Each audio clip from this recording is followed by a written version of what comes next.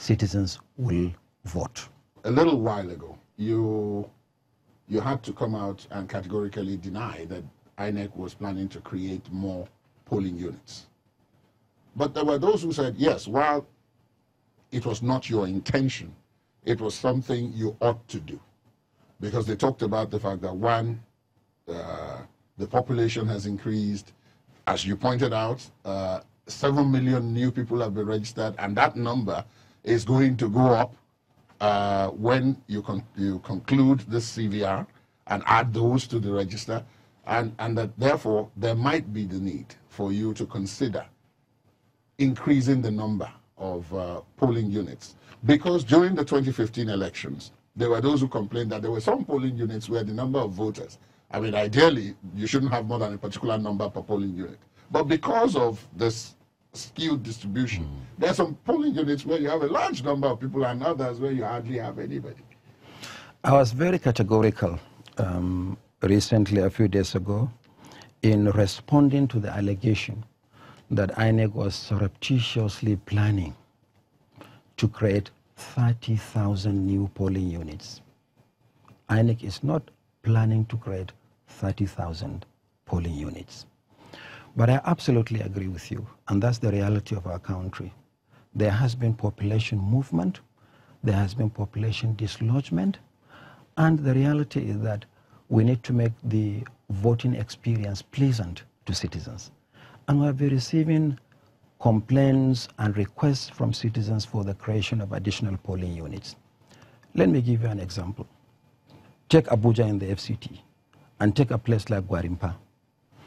Gwarimpa is said to be the largest housing estate in Africa, but we have only 9 polling units for the whole of Gwarimpa. If you see the number of persons registered in each of the 9 polling units, and you restrict yourself to these polling units on election day, it means that voting will go on for days on end before all those eligible to vote and who have turned out to vote actually vote. So there is need for the Commission to respond. This was the problem identified in 2014. The Commission thought that polling units should be created, but in the heat of the 2015 general elections, the Commission suspended the idea. And in response created what we call the voting points. The voting points basically split the polling units into manageable numbers so that citizens can have good, pleasant voter experience at polling units. So in response to the requests we received from the states, from citizens, communities, religious groups, so many, even yesterday I received a minimum of 12. We said the resident electoral commissioners should look at the situation and see where the pressure points are, where we need to respond. And we have not received the feedback from the resident electoral commissioners. It is when we receive the feedback from the resident electoral commissioners that we can now sit down and see what is possible for us to do. It may not be possible for us between now, to be honest, and the general elections to create polling units. If you create polling units, you have to populate those polling units. To populate those polling units, we have to change some of the configurations of the smart card readers as well as the PVCs. Are we going to go through the process of reissuing PVCs to those who have already collected their PVCs afresh? But we are determined that citizens must have pleasant voter experience. Go and vote in comfort rather than wait under the sun for hours. So we are looking at the option that we can come up with to give citizens that pleasant voter experience without necessarily creating additional polling units or without necessarily going back to the situation in 2014 and all the hue and cry around the creation of polling units and the distribution of polling units. The emphasis is on citizens. Now, I'm sorry to interrupt you there. When you talk about a pleasant voting experience, there are those who have suggested that why doesn't the Commission think in terms of, I mean, they take the examples of some of the more developed societies where you have things like postal ballots, where those who want to vote without actually physically presenting themselves at the booth can do postal balloting. You mentioned earlier in the interview something about electronic voting and all of that. Are these not things that could make the voting experience a bit more pleasant without necessarily encumbering the commission with so much additional They logistics? are, but remember, we have to take all this one step at a time. It's good to mention the experience of so many other climes where this kind of thing happens. But the major difference between those societies and Nigeria is that over time they achieved considerable degree of trust in the voting processes.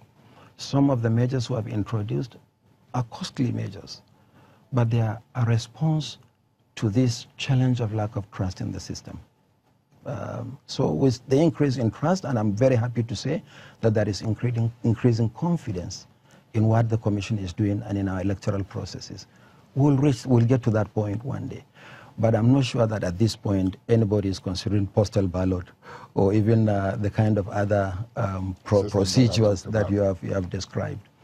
We have observed elections in many countries within Africa and beyond. We have seen the different ways electoral commissions have made voting experience pleasant to citizens. But these are the societies in most cases that have achieved considerable degree of trust in the system, that this, the kind of thing you are talking about can happen. So over time, I'm sure we'll achieve that. But for now, we'll continue to do what we can to ensure that the system is credible and to ensure that as much as possible citizens have that, I keep repeating myself, pleasant voter experience. Both the regular voters and those who have special needs on election day. And there are citizens with special needs. How do we make access to the polling units, for instance, easier for those who have one form of challenge or another? Physical challenge. So we'll continue to do whatever we can to ensure that there is that pleasant experience. For instance, if we take a country like France, because you mentioned the example of advanced democracies, I was surprised to see that the ballot paper in France is the size of an A4 piece of paper. But in Nigeria, we print ballot papers to currency quality and entrust the ballot papers to the Central Bank of Nigeria. They move the ballot papers to states with all the security accorded to the movement of currency, simply because of that element of lack of trust. But we'll continue to do whatever needs to be done to ensure that citizens have that pleasant voter experience. Is this the same reason why it doesn't appear feasible?